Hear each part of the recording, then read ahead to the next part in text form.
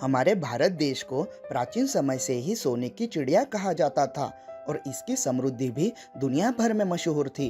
और इसकी इसी दौलत को हासिल करने के लिए दुनिया भर से कई सारे आक्रमणकारियों ने इस खजाने को लूटने की कोशिश की।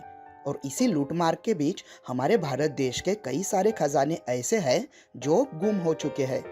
आज के इस वीडियो में मैं आपको भारत देश के ऐसे ही कुछ लुप्त हो चुके खजानों के बारे में बताने वाला हूँ। नमस्ते दोस्तों, मेरा नाम है शिवम गहीरे और आप देख रहे हैं SIG books YouTube channel. So let get started. Number 1 पर है कृष्णा नदी का खजाना गोलकोंडा। हैदराबाद जिले का तहसील गोलकोंडा 1518 से 1687 के बीच कुतुबशाही वंश की राजधानी हुआ करती थी और ये जगह गोलकोंडा किला और हीरो के खदानों के लिए मशहूर है। कहा जाता है कि दुनिया भर के मशहूर हीरे जैसे कि कोहिनूर और होब डायमंड यहीं से निकाले गए थे। और कहा जाता है कि गोलकोंडा खदानों में खुदाई आखिरी बार 14वीं शताब्दी में की गई थी। तब तक भारत दुनिया भर के लिए एकमात्र हीरो का स्रोत हुआ करता था। ये हीरे की खदानें कहाँ थी इसका सटीक ठिकाना तो किसी को नहीं पता, पर कहा जाता है कि ये कृष्णा नदी के किनारे पर थे। और आज भी माना जाता है कि गोलकोंडा से निकाले गए हीरे अभी भी कृष्णा नदी के तल में बिखरे हुए हैं। नंबर 2 पर है नादिर शाह का खजाना। 1736 में नादिर शाह ईरान के शासक बने और 1739 में नादिर शाह ने भारत देश के दिल्ली पर 50,000 सैनिकों के साथ आक्रमण किया। और इस आक्रमण में नादिर शाह ने दिल्ली पर काफी नरसंहार किया और काफी लूट भी मचाई। कहा जाता है कि जो लूट उन्हें दिल्ली से मिली थी वो इतनी बड़ी थी कि उनका कारवां 240 किलोमीटर लंबा था। और एक कहानी के मुताबिक कहा जाता है कि वापस लौटते वक्त नादिर शाह का कत्ल उन्हीं के सैनिकों द्वारा उन्हीं के तंबू में कर दिया गया था। नादिर शाह के मरने के बाद ये खजाना अहमद शाह दुरानी के कब्जे में चला गया। बाद में अहमद शाह दुरानी की एक रहस्यमय बीमारी की वजह से मौत हो गई, लेकिन स्थानिक निवासियों का मानना है कि मरने से पहले अहमद शाह दुरानी ने इस खजाने को कहीं पर छुपा दिया था। नंबर 3 पर है मीर उस्मान अली का खजाना। मीर उस्मान अली हैदराबाद के आखिरी निजाम थे और वो इंग्लैंड के आकार के बराबर के राज्य पर राज किया करते थे।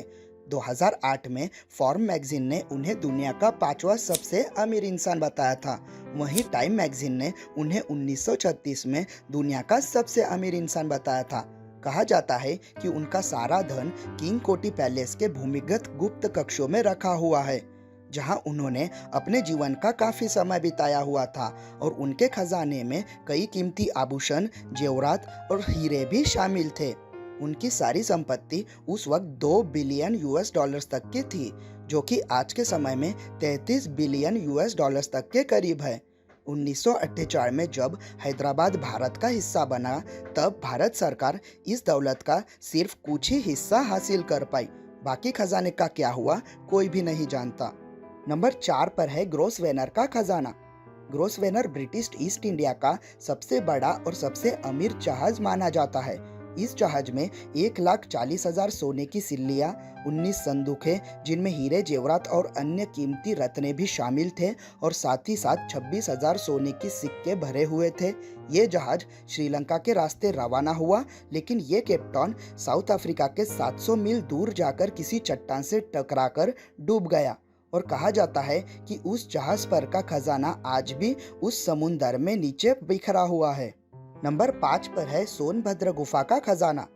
राजगीर में मौजूद ये गुफा 3री या 14वीं सदी की मानी जाती है। कहा जाता है कि इस गुफा के पश्चिमी कक्ष में एक दरवाजा है जो कि राजा बेमिसार के खजाने तक जाता है। इस गुफा की दीवारों पर शंख लिपि से कुछ लेख लिखे हुए हैं, जिससे माना जाता है कि ये लेख एक कुंजी है जो कि खजाने तक पहुंचने का रास्ता बताती है। लेकिन अभी तक इस लिपि का अनुवाद नहीं किया जा सका है। अंग्रेजों ने इस दरवाजे को तोप से उड़ाने की कोशिश भी की थी, लेकिन वो असफल रहे। तोप के गोले के निशान आज भी उस गुफा पर मौजूद है। दोस्तों, आपको इनमें से कौन सा खजाना ज़्यादा दिलचस्प लगा ये हमें कमेंट में ज़रूर बताएं। और इस वीडियो को देखने के लिए और आपका बहुमूल्य समय इस वीडियो को देने के लिए आपका बहुत बहुत धन्यवाद।